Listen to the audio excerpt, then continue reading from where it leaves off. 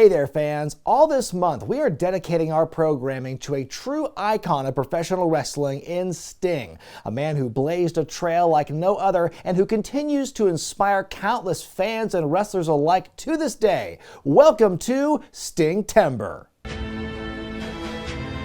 It's Sting!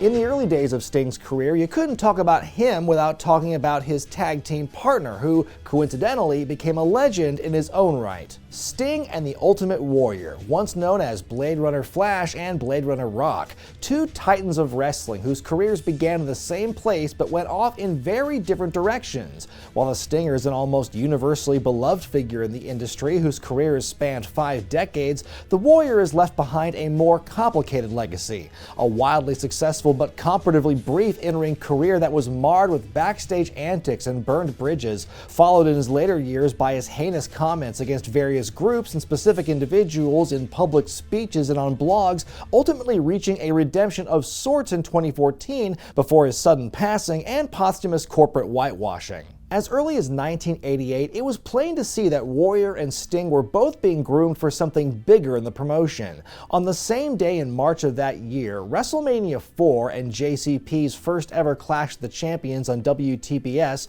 went head-to-head for viewers. In Atlantic City, the Ultimate Warrior made his Mania debut with a win over Hercules in under 5 minutes, while in Greensboro, recent UWF acquisition Sting went to a 45-minute draw against world champ Ric Flair in the main event. Though the two got their start in the business as a tag team, their careers couldn't have been more aligned with each other than in 1990, when they each held the World Championships for their respective national promotions, WCW and the WWF.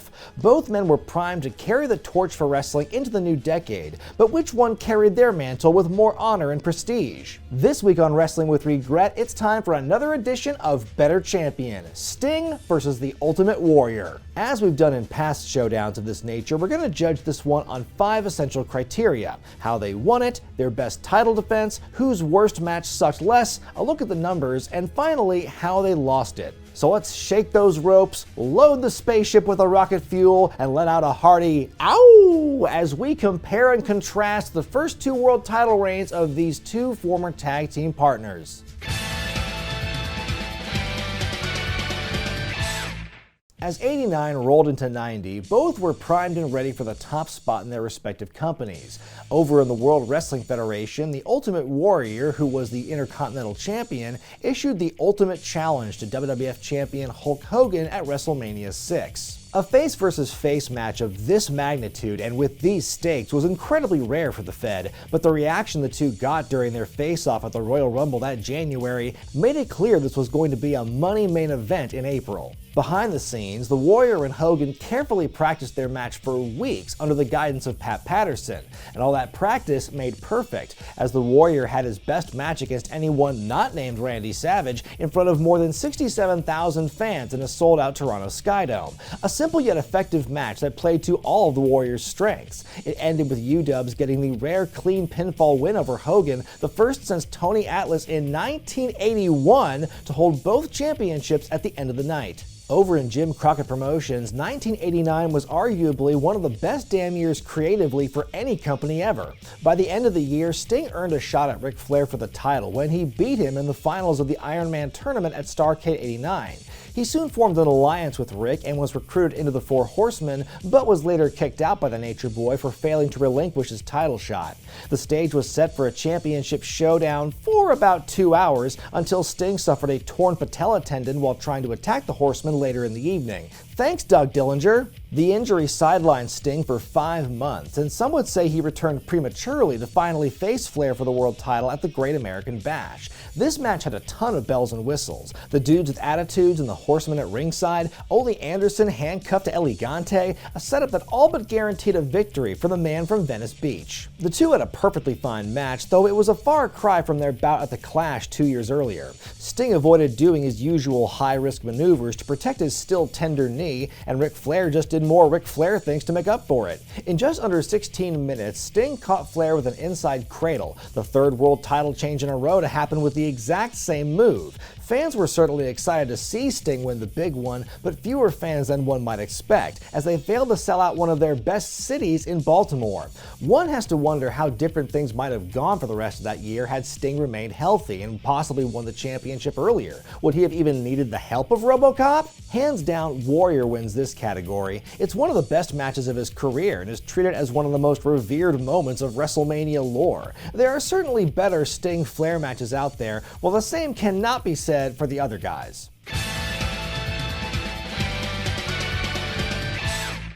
Warrior's lone world championship reign was kind of a frustrating one. He was given the pressure of becoming the next Hulk Hogan while the real Hulk Hogan was still around. Hogan got dibs on feuding with the company's hottest heel in Earthquake that summer, while the Warrior went a couple more rounds with Rick Rude, who he'd already trounced the year before. But in my opinion, I'm going to go with a deep cut here and say that his best title match was against Ted DiBiase on the November 23, 1990 edition of Main Event. It aired one day after Survivor Series, a show where the WWF champion once again played second fiddle to the Immortal One.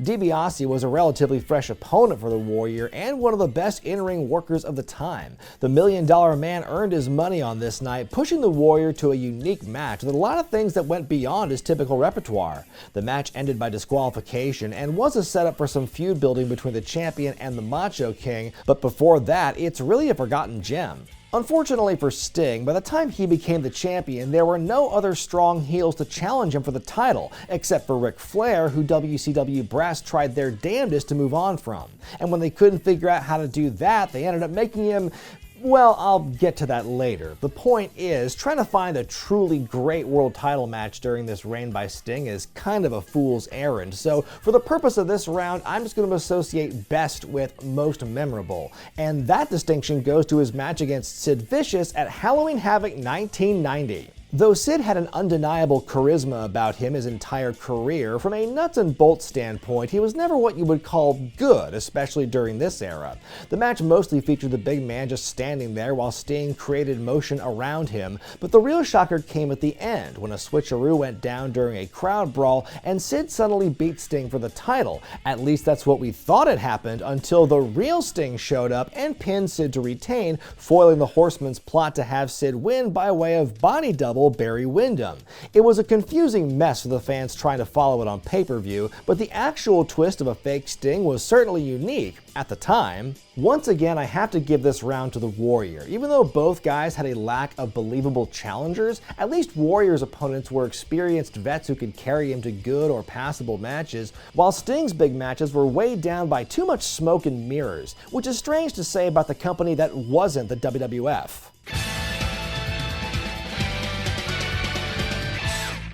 It's time to look at our champions at their lowest points and see which ones still fared better. For Warrior, we'll go with his first Saturday night's main event match as champion, where he beat Haku in a glorified squash match in just under 5 minutes. While the Warrior was riding high off the win at WrestleMania 6, Haku was on the exact opposite trajectory, having lost his tag titles and his partnership with Andre the Giant the same night. No one expected Hardcore Hawk to have a chance to defeat the Warrior, and he was easily dispatched by the new champion. Fine, but unremarkable. However, unremarkable is not the operative term for Sting in this category.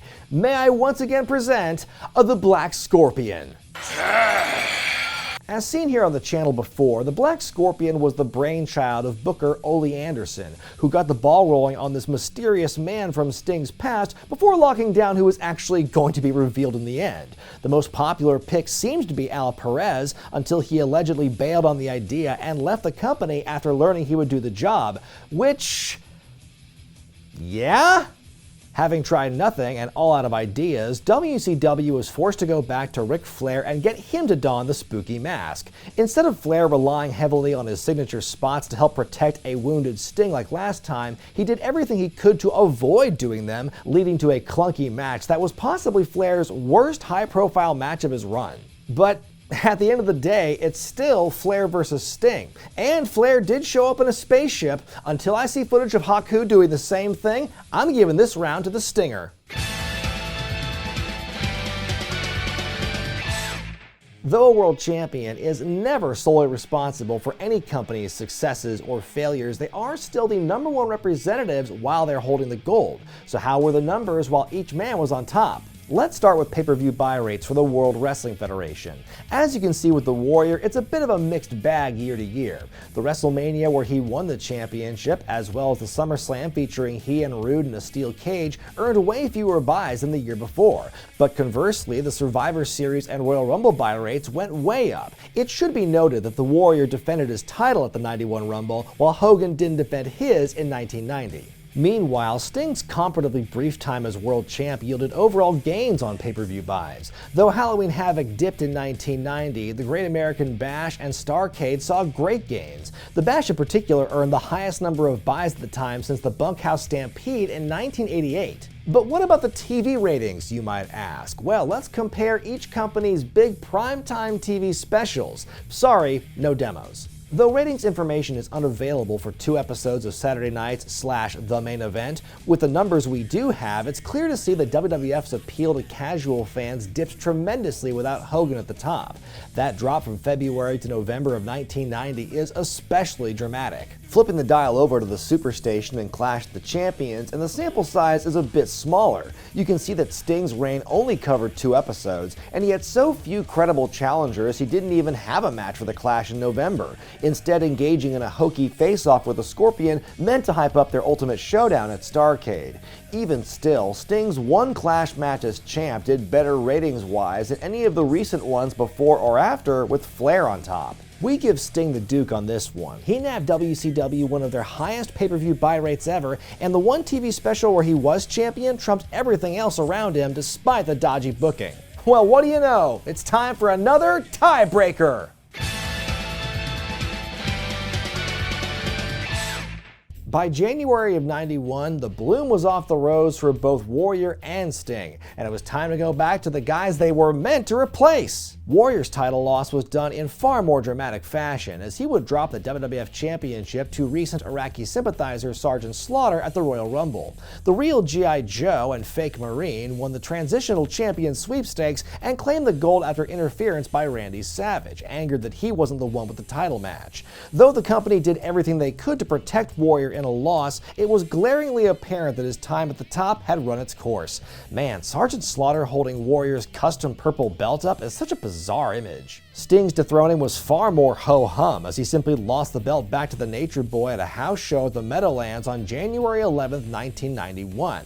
As only a 5-minute clip of the end of the match was ever released, it's a hard one to judge. But even though the Warrior-Slaughter match was fine, I can't imagine that Flair and Sting was worse in quality than that. That said, we're still left with more questions than answers here. If they knew they were going to put the belt back on Flair, why not something a little more high profile? Sure, it got people talking, but it was an old-school territory move that didn't make much sense in a business that put all its eggs into the TV and pay-per-view basket. So, who had the better fall from the mountaintop? Well, in terms of telling a story and creating a payoff, even though it wasn't his payoff, I gotta give this one to the Warrior. That means after 5 rounds, we've concluded that the Ultimate Warrior had the better World Championship reign. Boy, that's kind of an awkward way to start this month.